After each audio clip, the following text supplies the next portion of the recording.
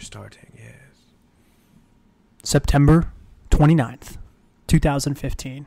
Backseat Basketball. I'm your host, Jeffrey Buettner. And I'm Rob Stanford. You can find me at Jeffrey Buettner. You can find Robert at Dr. Hot Robbie. The Dr. Hot Robbie. Right. I switched up a little bit with the intro. I put the date in there. How do we feel about that? I don't know. I mean, it is the 29th, you know? I don't know. It's fine, I guess. Undecided. We'll put that down as the undecided category. How excited are you? Basketball hasn't officially started. Mm-hmm. But some stuff has gone down. We got some news. It's like things are happening. Looks like a bunch of injuries have gone down. Yeah. Think about it. It's a lot like of injuries so far. Basketball love is in the air. I'm ready. I'm so ready. We got a number of things to talk about today. Probably too much, frankly. A lot of things. I mean, like a lot of things have come out in the past 6 days. Mostly in the past 3 days, but 3 to 6 days. Mm-hmm. You want to start us off on the list? Yeah, so, we had media days come up, so there's a lot of news coming out. So I think we're going to skip, for everyone who's been following, we've been doing Sports Illustrated's top 100 players. We'll get back to that next week, probably. If there's not too much news. I mean, frankly, we use that to fill some time. Yeah. And we've got news to fill our time. We got basketball topics to talk about. Sort of. We're going to start off on a slow note, but noteworthy nonetheless. One of your former Suns greats, Jason Richardson, decides to call it quits, and he's gonna retire. You know, not much analysis there. He wasn't analysis there. Analyst. Not much analysis there. He wasn't going to contribute much anyway at this point in his career. Good player, probably not a Hall of Fame player, mostly known as an athletic dunker. But what do you think? It's always interesting when a good player... Are we going to get the bell for the interesting? I just caught myself saying it again. Yeah, we've got to. Come on. I don't know, man. I don't know. When you see good players retire... It's interesting. It's interesting. It's actually probably far from interesting. It's always the least interesting thing. It's a little sad. You remember their golden days. They're getting older. They decide not to play anymore. It's going to happen to every single person. In our lifetimes, every single superstar that we see right now is going to retire. He used to be so bouncy, though. He was so bouncy. Got the boosties. What's next? Another former Sun. Another retired player. Another retired player, Steve Nash, has signed on as a consultant with the Warriors. Dub State. Shocking, I think, for two reasons. Is there were reports that he turned down offers from the current Phoenix Suns and the Lakers. Shocking, not shocking? Surprising he went to the Warriors, or what? If you look at the style of play between those three teams, the Warriors most resembles what Steve Nash did throughout his career. So I think he can help the Warriors the most and give them the most insight. I think the Suns want to get back to that type of play where it's run through the point guard. But right now they just don't have the point guard to do that. They have a shoot-first type backcourt. And with the Warriors, you have some real ball-moving ability up there. I wonder if... I know he was never really a Laker, so... Yeah, it's like surprising that the Lakers asked. Yeah, kind of like, okay, guys, yeah, thanks, but you ruined my career. I hate it here. I mean, he didn't ruin it. He got paid $9 million for doing nothing last year. Right. And obviously there's a ton of Phoenix ties, old Phoenix ties, Steve Nash Phoenix ties at Golden State currently. We got Steve Kerr, Alvin Gentry obviously left, but there's a lot of those assistant coaches that... from that front office, from that coaching staff, and I would imagine that plays a big role in his decision. The fact that I believe his family still lives in Phoenix. Andre Iguodala's from University of Arizona. Yeah, that was we can probably, stretch this as far as we want, you know. Right. Yeah, there you go. There you go. Sass me off my topic, Rob. Lordy. Sass me off my topic. Anything we can do to talk about the Suns, huh? I love me some Suns, man. This had nothing to do with the Suns. This has to do with Steve Nash signing with the Warriors. I'm talking about the old school Suns. I got teams. what you're talking about. I'm providing a little insight for the God. listeners who maybe don't understand the depth here. I'm providing some insight for the listeners who don't really care that much about old Phoenix Suns players. All right, goes this into Jabari Parker. Jabari Parker, ready for camp. He'll be back in a week. Milwaukee Bucks fans, very excited, I'm sure. Just as a fan of NBA basketball, I'm very excited. I think He was on track to probably be Rookie of the Year last year. There's no doubt in my mind that if he wasn't injured, that he would have beat out Andrew Wiggins. I think he's all around a better player than Wiggins. They're not really that comparable.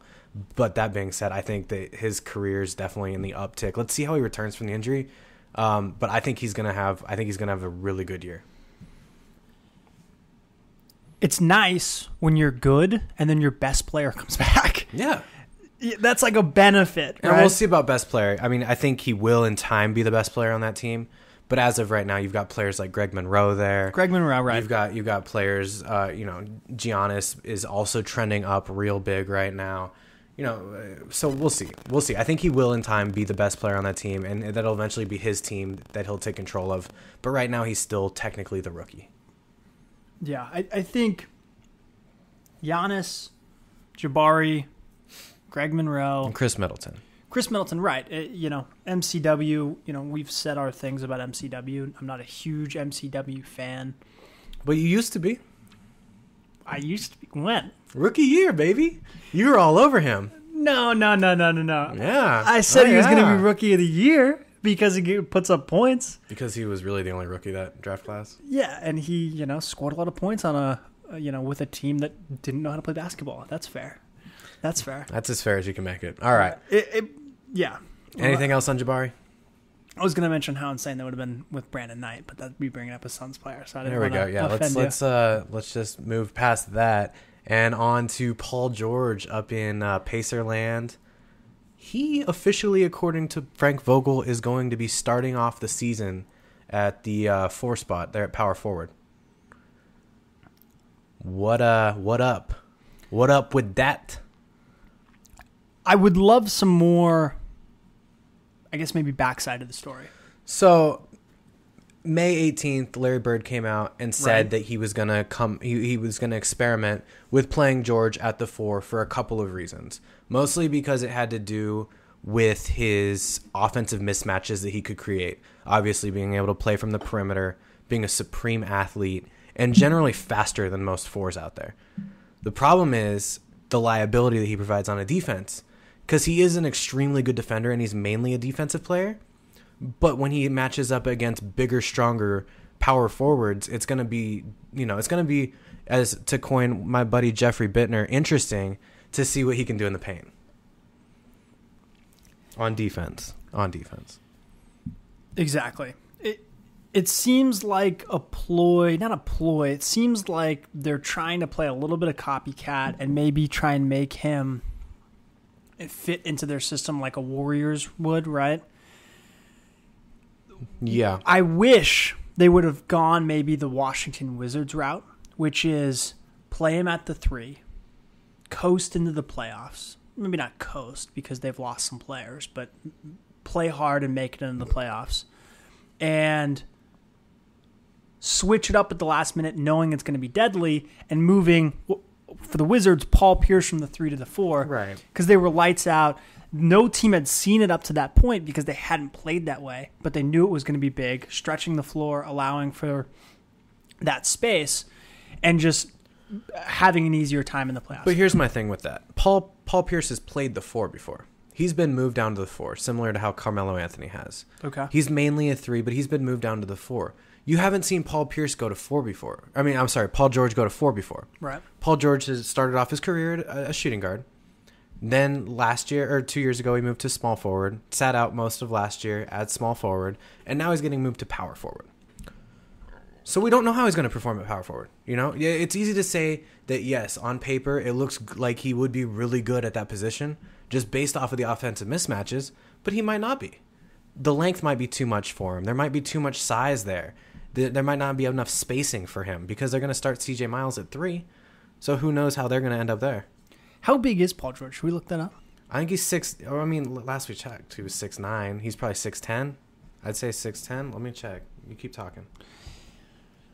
If he's not big enough. But it has little to do with his height. It's the weight. It's the way he plays. Like, he doesn't play like a big man, and he's 6'9".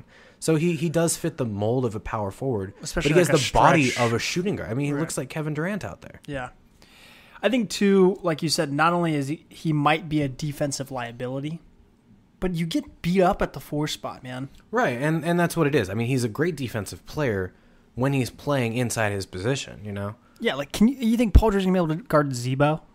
Like, that's terrifying. That's exactly right. That's absolutely terrifying. Just getting backed down by any player, any back to the basket LaMarcus power Aldridge. forward. I mean, Yeah, LaMarcus Aldridge, even if they have to do some sort of, like, if there's a screen down low and he gets matched up against Boogie Cousins, you know, that's another thing you have to think about is when you're switching down low, oftentimes that 4 and 5 position get mixed and you're having to take on that center. Now, He's not going to be able to do that. The one advantage they might have would be defending the teams that utilize that stretch floor. Right, yeah.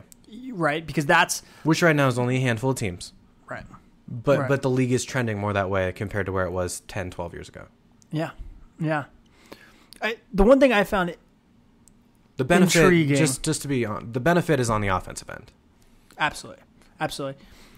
What I didn't like, or what I found maybe concerning from Larry Bird's original comments, was just like, we don't care what Paul George thinks, which seems strange because Paul George is like your main guy, right? I mean, he's your star player. Sort of the only guy at this point. Sort of the only guy. Like, everyone else left, man. Yeah. Everyone else left, and, like, you just don't care. Like, I wonder where he's coming up on his contract status, where Larry Bird just feels so confident in, like, Pacers basketball that, you know, he degaffs. Right. So, like, let's take a look at their starting lineup. You have George Hill at point guard. You have Monte Ellis at shooting guard, who's a good player, but is on the back half of his career. As Frank Vogel said, you have C.J. Miles at 3 starting. You're going to have Paul George at 4, and then Jan Mahinami starting at 5. Who did they just draft? They just drafted a decent center, I thought. But, yeah, I mean, Jan Mahinami will definitely start at least for a year. They drafted Miles Turner, who's mostly a power forward, but Miles Turner out of Texas. That's going to be rough, man. I'm less bullish on the Pacers than I initially was. I think I'm going to drop them lower than I initially had them. I think that I did have them making playoffs in like a 6 to 7 range. They got Paul George, and why not, right? And they should, but they've lost so much this offseason. I think I'm going to have them outside the playoffs, probably 9-10. Maybe even lower than that. I mean, it's the East, so anyone can flip-flop, but man, it's not looking good. Yeah, and I was completely mistaken. Yeah, he just re-signed a contract. Yeah, he got an extension with the Pacers.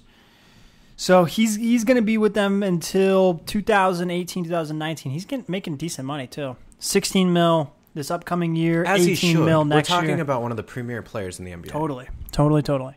But we're talking about one of the premier players in the NBA now playing out of position. Right. So let's move on. What's our next topic? What are we going to? After Paul George, Anthony Bennett. Initially waived by the Toronto Raptors. Initially waived by another northernly, almost Canadian team, the Minnesota Timberwolves. T-Wolves! Signing waivers clearing waivers. Signing with the Toronto Raptors, a.k.a. the Drake Superstars. Yeah. Drake. How much did Drake have to do with this signing here? Zero. I mean, Drake's now a Cleveland Cavaliers fan, isn't he? Or wherever LeBron goes next? Yeah. Or wherever Johnny Manziel goes next? He's a fan of basketball. Drake's a fan of basketball, all right? Let's just put it at that. What I'm surprised about... We're talking about, like, my least favorite person right now. I know. I got you, bro. Anthony Bennett is not high on your list. Oh, no. Wink, Drake. wink. I know. Good Lord. I know. Why wouldn't Anthony Bennett... So Anthony Bennett, he gets dropped by his team. So he's on the Cavaliers. He gets traded to the Timberwolves for Kevin Love. So it's like two number 1 overall picks, whatever. Even if he's worthless, he gets traded to the Timberwolves. The Timberwolves drop him, which is like so unheard of in the rookie contract. And I think, it's because he was getting paid so much, right? I mean, his contract at the end of that rookie year comes up to like $8-9 million, which for Anthony Bennett is a lot. He goes to waivers. Obviously, at waivers, other teams have the ability to take that contract on. If no one absorbs that contract, he basically becomes a free agent, right? That's what happened with Josh Smith. Josh Smith got waived. No one wanted to take on his $15 million contract. Right. He becomes a free agent. What I don't understand is why doesn't Anthony Bennett explore his options? It seemed like within 24 hours of him getting dropped by the Timberwolves, it was like, oh, if he clears waivers, he's going to go with he's going to be in Toronto. And it's like, I mean, he's from Toronto. I get that he's Canadian. No, he's from Toronto, the city of Toronto. Okay, so I get he's from Toronto, but is that really going to be the best spot for you? Especially if Tristan Thompson's talking about going there next year if he doesn't come to a deal with the Cavs, which we'll talk about here in a little bit. But even if that's where you're leaning, why wouldn't you explore some stuff with some other teams unless you think this maybe not an option? Maybe no other team was interested in him? So let's compare it to a similar scenario. Thomas Robinson. Okay. Drafted by the Sacramento Kings, 5th overall in the 2012 draft class. He gets traded to the Trailblazers, who then trade him to the Sixers, who then drop him.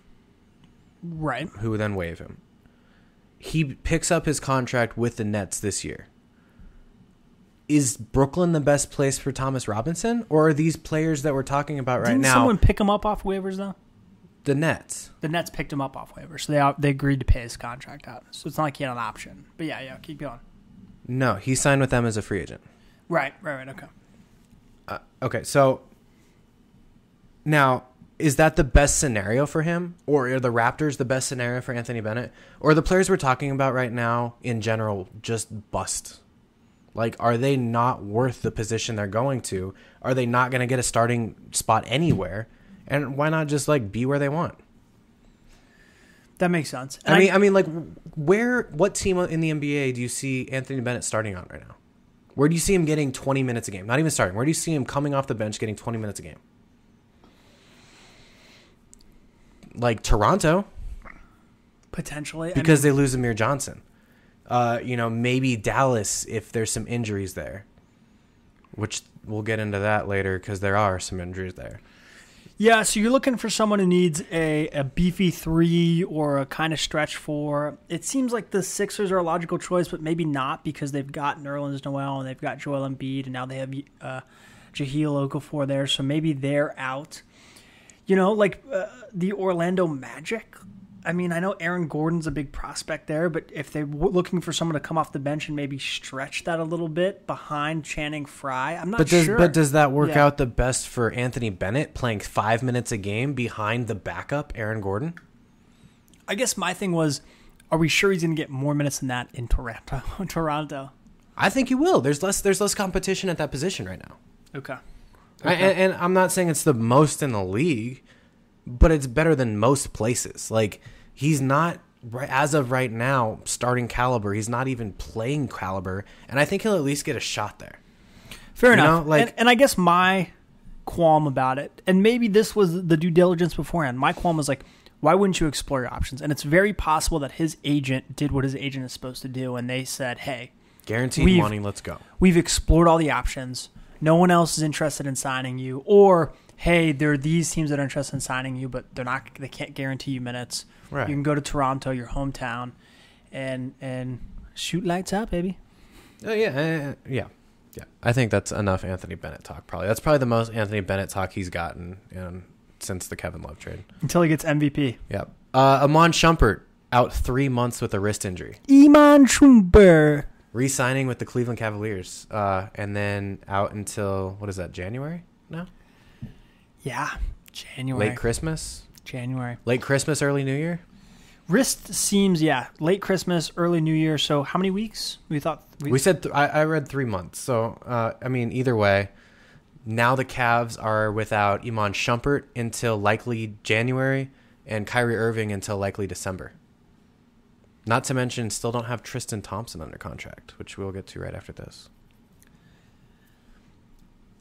I think it's a huge loss for them. I don't understand how these players continue to get hurt in the off season. How is that possible? I guess practice and you're playing a sport and injuries happen, but wrist seems troublesome to me. When you have your wrist, the wrist is involved in passing the ball. It's involved in shooting.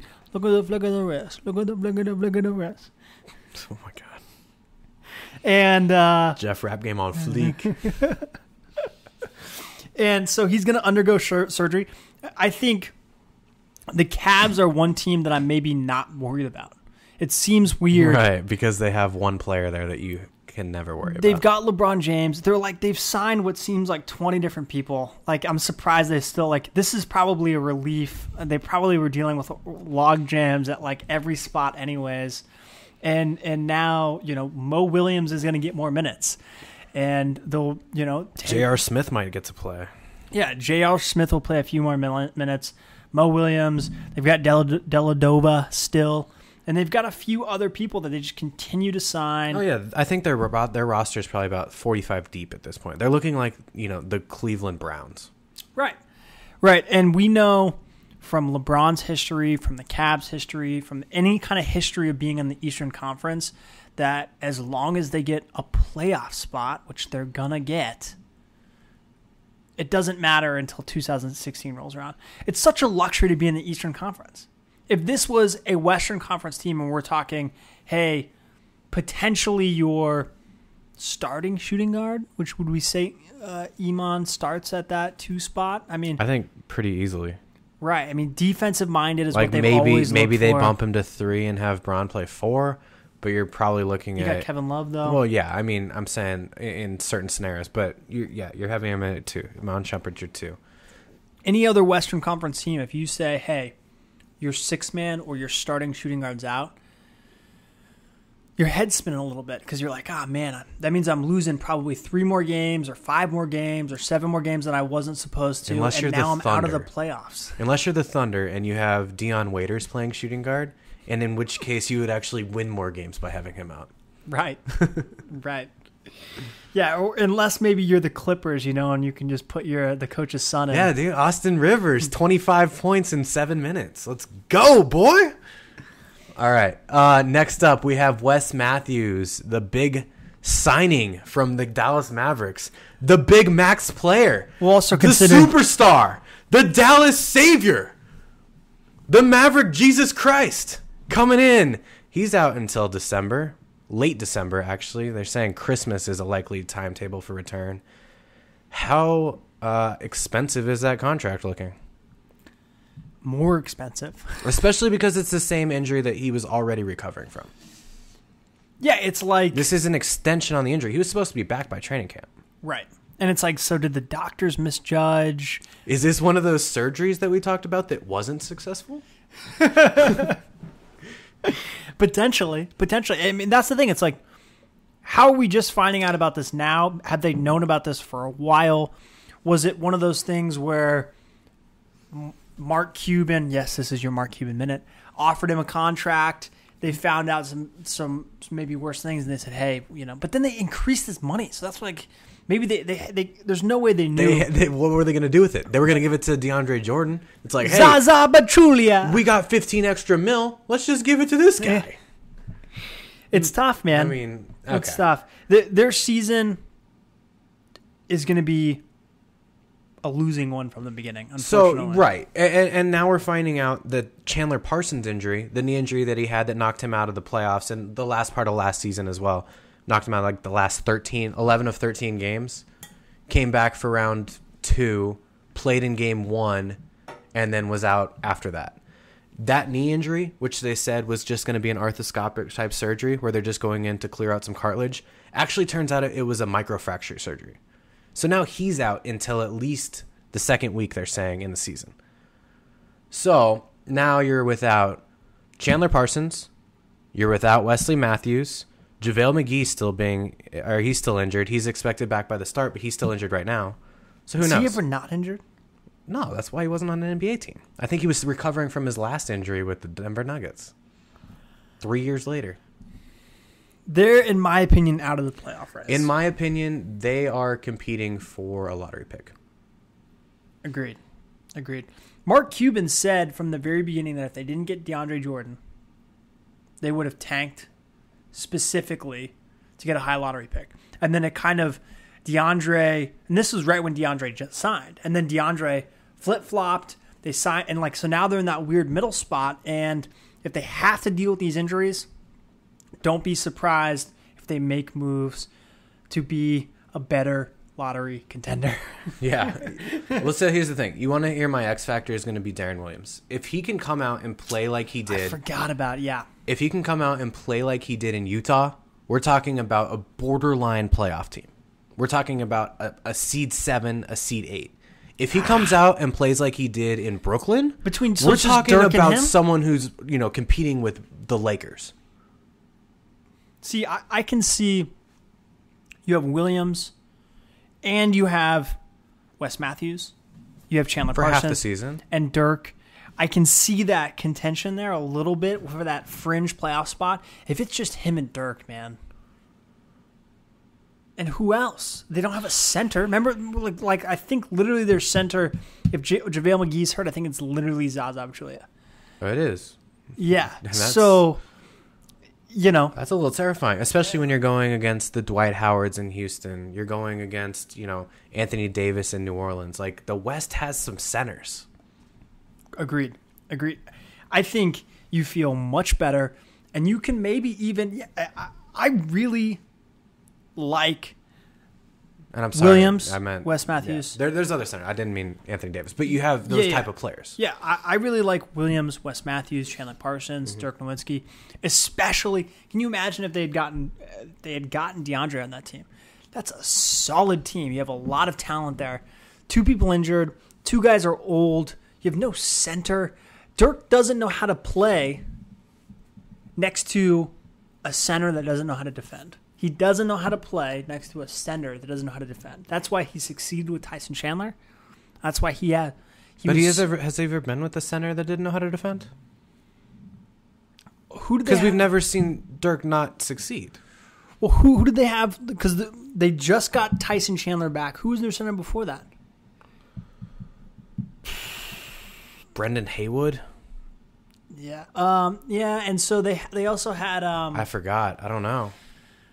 I'm blanking on his name. Brandon. They had Brandon Wright. Brandon Wright as a backup. He was a backup, but I don't know who they're starting. But he wasn't obviously Tyson Chandler. Gotcha. Okay. Let's move on. We have out of media day in the Windy City, Derrick Rose, when responding to his civil suit, this was his answer.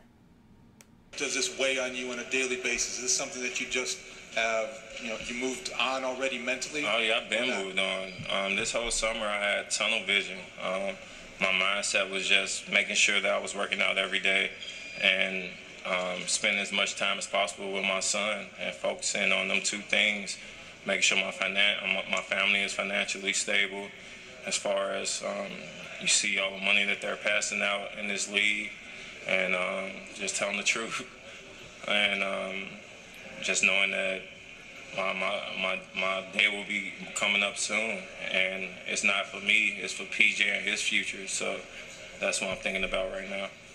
You brought up your day will come as far as free agency and thinking about that.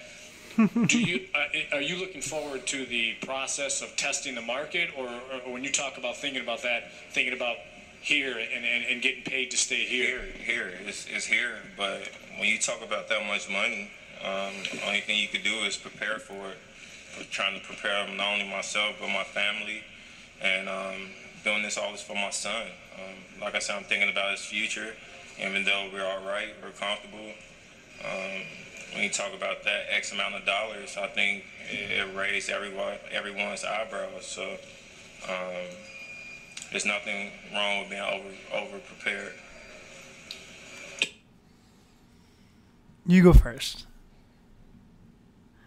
So we're talking about hindsight's 2020, and these comments were made yesterday. Yeah, and these obviously contradict the actions that happened today. I want to talk about just that solely, without what we know today. I want to talk about just his comments in general. So in general, we're talking about a player who is often injured, right? Who, when not injured, is the MVP. For that 1 year, we Every haven't quite season, seen it. Yeah. He's basically been not injured. He's played at an MVP caliber. Okay. Now, that being said, the Bulls have already overpaid for Derrick Rose thus far in his contract. if he thinks he's getting a bigger contract next year based on his performance from this current contract, I think he's bonkers. He's absolute loopy. Now, does he deserve it? That's one thing. If he comes out this year and performs and, most importantly, doesn't get injured, then who knows? But we're talking about someone who has been injured for the majority of his NBA career. Yeah. Like so, the vast majority. Agreed. So I try and look at it from both sides. And I'm thinking, okay, I'm Derrick Rose. I, at one point in time, was MVP, considered one of the best players in the league. And I think still is, to a certain extent. And a lot of people think he still is. And not to tease till next week. I don't think we've come up to him on our list, have we? I don't think we have. Okay. So a lot of people think he's one of the better players, if not one of the best players in the league. You get a contract that's worth, whatever, 20 some odd $20 million a year, right? Mm-hmm.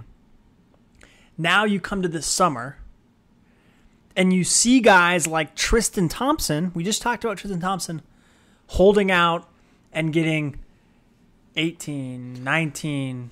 And Tristan Thompson, for all it's worth, who is a much inferior player to what Derrick Rose is. Totally. And you see them holding out and trying to get 17, 18, $19 million a year. On that one specific instance, I can maybe sympathize. I can maybe see where his head goes there. Okay? Now I'm going to flip the script. Mm-hmm. And a bright guy once told me that it's a "what have you done for me lately" league. Amen. And he's done nothing but be injured. And I think where this becomes disrespectful is not only whatever, the Chicago Bulls paid him, he was injured, that's how that goes. I think the city of Chicago has supported him. We all know Chicago fans who, even though he was injured and before he even came back and played, were just like, Derrick Rose, they loved him. It's a kid from his city. They play for his team. They're like Derrick Rose is theirs, right? And for him to have like barely played at all and be injured for this long and have one of the first things he says on the start of the season is, "I'm ready to get paid." Like, dude, what have you been doing with your money? Like, what are you talking about financial security for your son? What's the one thing that you always joke about? It's like, dude, survey the room, man. Like, this is not the place. Read the room, dog. Read the room, man. You're getting paid 20 some odd $20 million a year. No one feels sorry for you. He's got like something like an $80-90 million shoe contract, and you haven't played basketball for a whole season in quite some time. Dude, media day is all about like, how stoked are you for the next season? Not how stoked are you for your next contract negotiations. Like, that is so. And not to mention, the question had nothing to do with his contract. It had to do with the civil suit that was coming up in a domestic case that he was dealing with, and he's still dealing with. And somehow it turns into this thing where he's talking about how much he's going to make next year.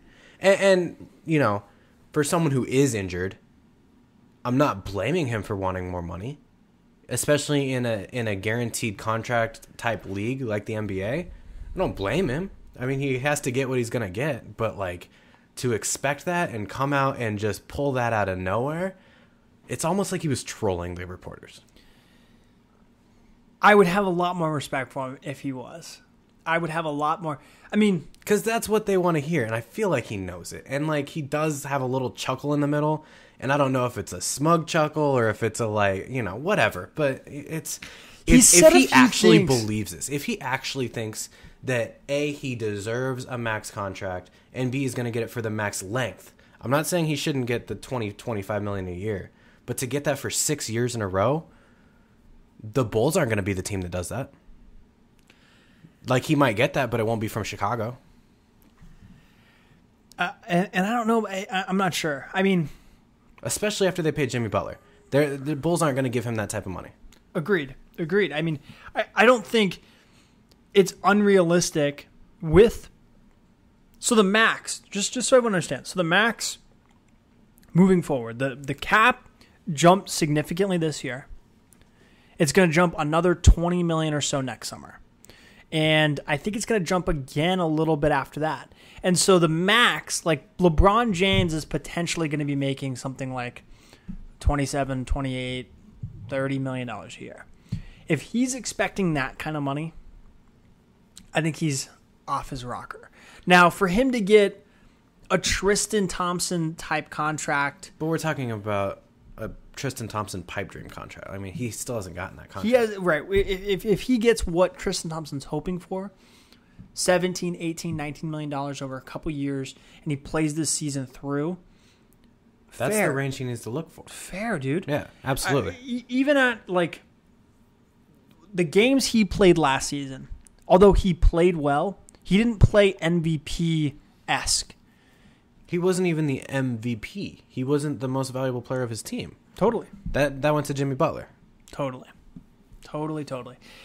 It just, I don't understand, like, in what world do you think that's, like, an appropriate venue to bring that up? If any player did this, let alone Derrick Rose, if any player, even if they were healthy, think about all the players who went into free agency this summer. If the last media day, if they got asked a question, they just said, hey, man, I'm really stoked about free agency. I'm like really stoked about this raise I'm going to get. I'm really stoked to gouge more money from this city who has already put up with a lot of my BS. Right. Let alone like, and not that the injuries are his fault, but like, my goodness. Yeah, like, let alone like, dude, you haven't played enough basketball to talk like that. Right. It's crazy. So, and then the bittersweet karma that comes forward. So ironic. He gets injured today, fractures his orbital bone right underneath his eye or right above his eye. As you said earlier, it doesn't really matter. I guess it's just his skull. You know, I don't know how many bones there are in your face. I felt like it was just one. Either way. Would you be shocked? We both watched that video. If you go back and watch the Derrick Rose conference, if you watch the camera angle coming off the left side of his face, there's his right side. Yeah, there's two camera angles. His right side, you see Joakim Noah give like this chuckle, smirk, and then you see him almost going to like, I think he was a little upset. How surprised? No, see, that's where I initially got the he was trolling thing, because Derrick Rose smiles and Joakim Noah both smile at the exact same time. As soon as he says, when you see what type of money these players are getting now. See, I took it as, and that's why I initially thought that, but you know, I could be wrong. I took it as Joakim Noah going like, dude, I cannot believe you would bring this up right now. So you would be surprised. I was saying, what if that was Joakim Noah just taking a little frustration out with his elbows? You know, just we've all seen Joakim Noah do that. He's got that. His arms are at a horizontal. Nah, dude, they're buddies. They're buddies. Yeah, DRose and Joakim go way back. Oh yeah, they go back as far as you and me. All right. Next up, we talked about the orbital bone injury. Probably out about 3 weeks. He's going to have surgery on Wednesday to get that fixed. It's not a huge deal. He'll probably be back by the start of the season, if not maybe a week or two in. But let's go from someone who, in our opinion, flubbed up media day to someone who kind of made a revamp. Your boy. Another installment of the Which More I Am I. Markieff coming in hot for the Phoenix Suns. Dude, that I think maybe more important than his response. How did you love that beard? Did you see his beard he got? Well, let's actually talk about what the response was, and then we'll get into that fabulous beard. So, Markieff Morris appears on media day. The whole threats up to this point, what his camp has been saying is that he doesn't want to play in Phoenix. He wants a trade. He's going to be professional. In one case, said he was going to be professional. Then reports came out later that if he made it to media day, he was going to make a joke out of it all, make everyone's life miserable. Suns obviously didn't trade him. Shows up to media day.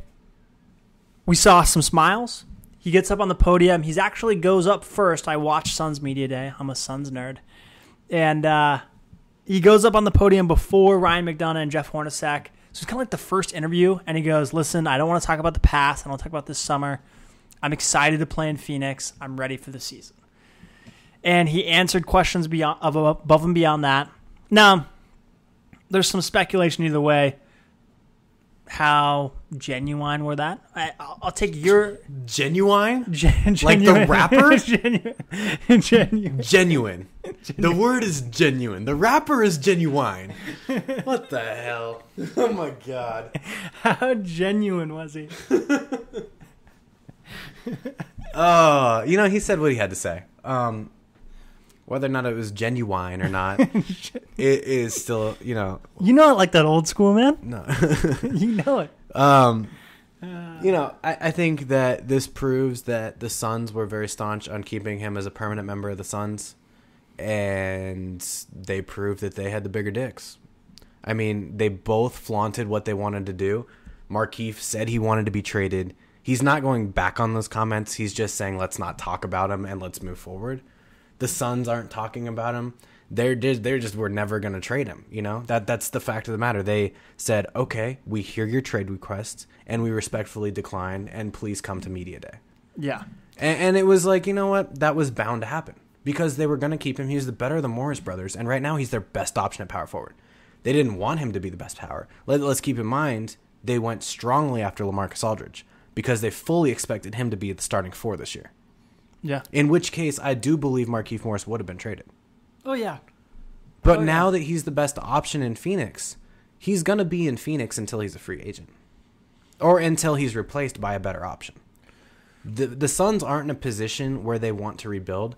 They're in a position right now where they have what they have, and they're going to push forward as hard as they can with it. Agreed. And my position has always been with Markieff. The Suns know the asset they have in Markieff. The asset's value has decreased significantly with his trade demands or whatever, his attitude. The Suns aren't going to trade Markieff away for less than his value. They're not just going to trade him away for pennies on the dollar. And that was what a lot of people were asking for. And I think his remarks say a couple things. It could just be the Suns could have said to him, listen, play nice. I think I said this like 5 podcasts ago. Play nice for the next year, play well, and we'll be able to get a good value for you, and you can go somewhere else, right? Mm-hmm. And right now you're under contract. We're not trading you. But what I'm saying is I don't even think he's traded next summer. Unless they can get value that they want back. Right. But it's not even value back. I think that they're looking to re-sign value over the top. Right. Well, and I think they see 2 things with Markieff. They see a talent at power forward, and they see an absolute steal at $8 million a year. So he's kind of got like some bonus value behind him. Right, but on the flip side of that coin, you see a detriment on the court and a cancer off the court as far as what he does with intentional fouls and flagrant fouls. I'm sorry, with flagrant fouls. Yeah. And what he does with, obviously off the court actions. Right. And so we'll see. There were some reports, and I don't know how much because which more am I? There were some that were saying that Marcus instigated some of that. He was the more aggressive twin. Without the twins together, maybe he's going to act better. I think the Suns were smart in positioning it this way. And this came not only from Jeff Hornacek, but Eric Bledsoe and Tyson Chandler, which is Markieff's going to play for the team, right? His brothers, and he's going to play for the coaching staff. And he can hate the front office all he wants. And Ryan McDonough is kind of taking a step back and goes, yeah, I know the players might not like me, but this is my job. He's a competitor. He's going to go out there and play. Sure. Okay.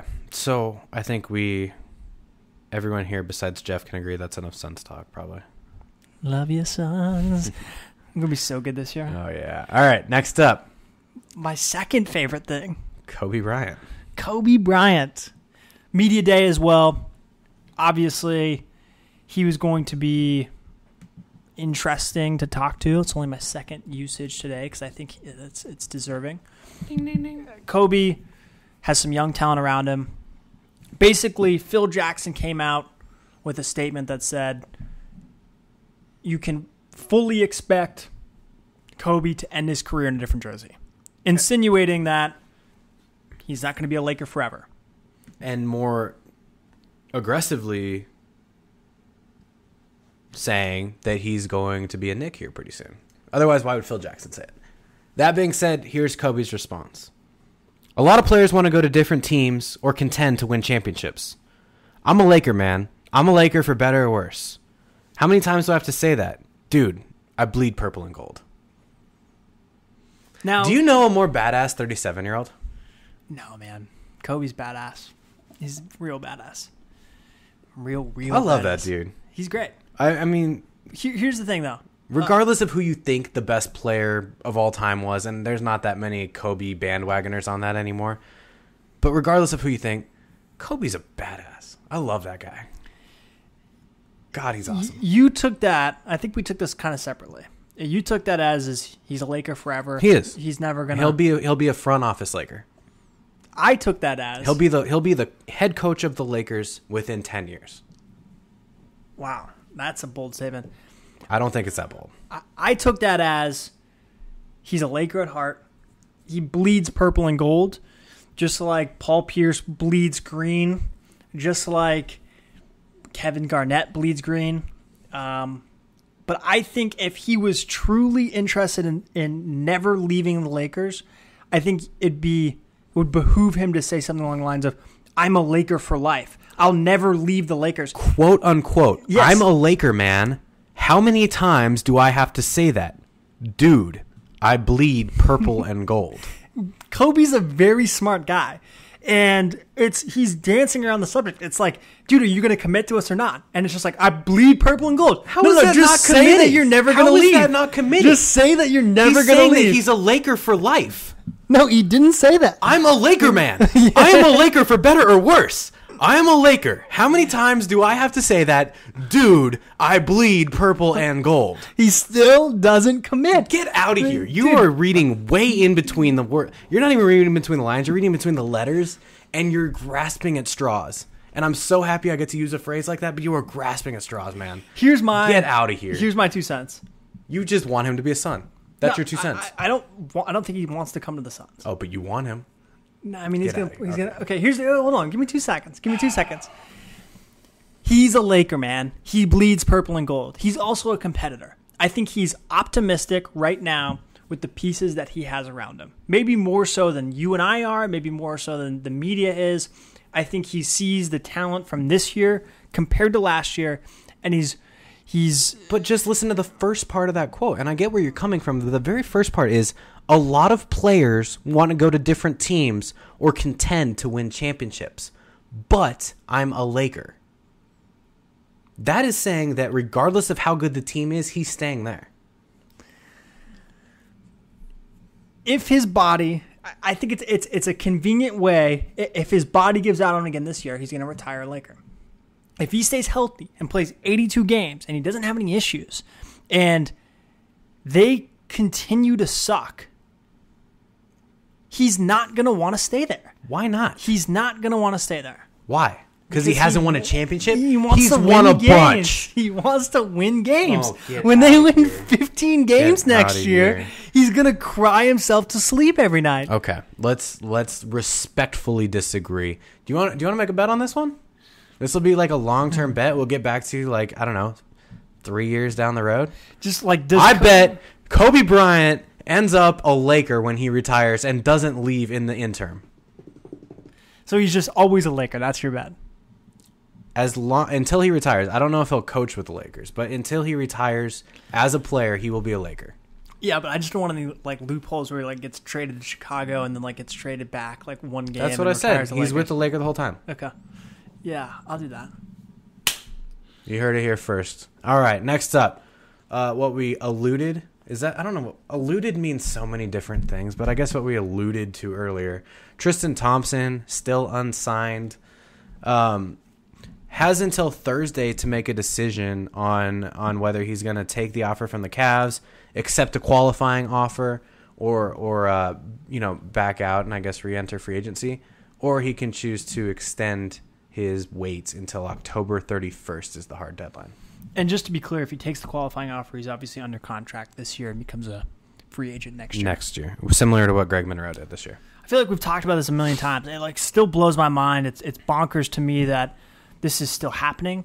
This is obviously his agent. No, it's Eric Bledsoe's agent. It's LeBron James's agent. It's Rich LeBron Paul. James.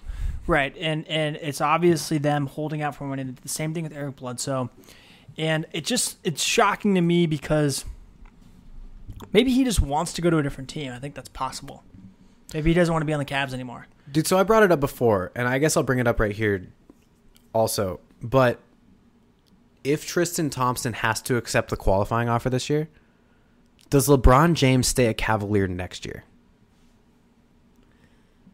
Yeah. I don't think so.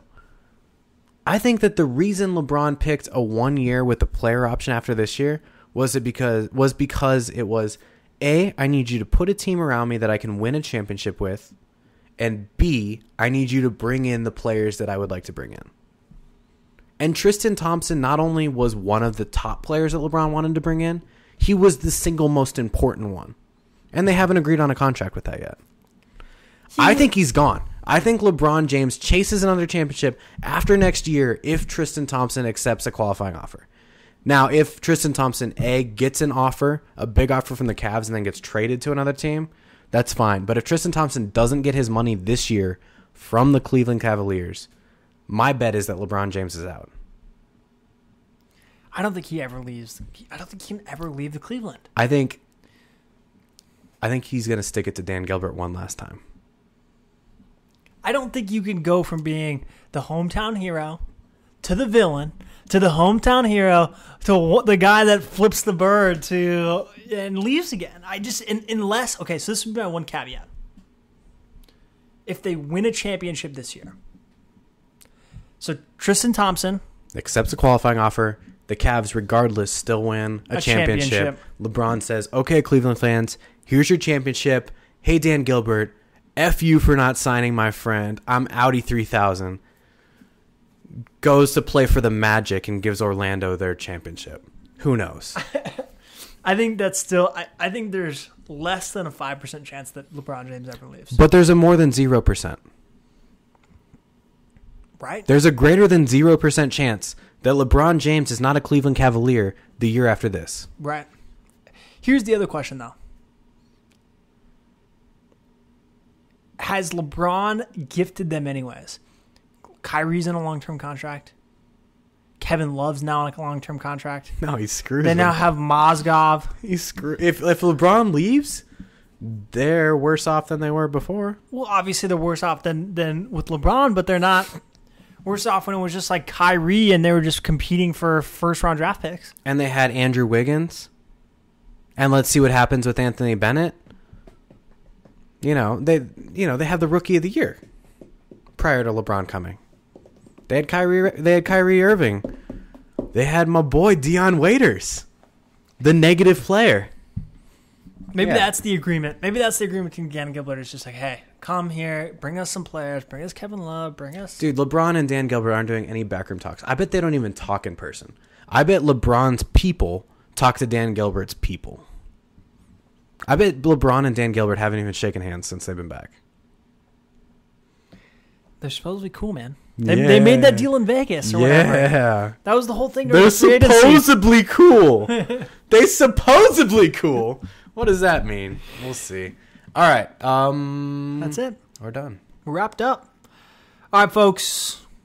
This was another episode 9/29/2015 of Backseat Basketball. Bum, bum, bum, bum, bum. Ba-na-na-na-na. You can find us on iTunes. Subscribe, like, comment, review. You can find us on Twitter, # Backseat Basketball. You can find us on Facebook. Search Backseat Basketball. YouTube, Backseat Basketball. Usually on Periscope. Not today. Sometimes on Periscope. Yeah. I shaved my beard, so I'm nervous. Dr. Hot Robbie at Dr. Hot Robbie. Jeffrey Buettner at Jeffrey Buettner. Keep it classy, folks. Peace out.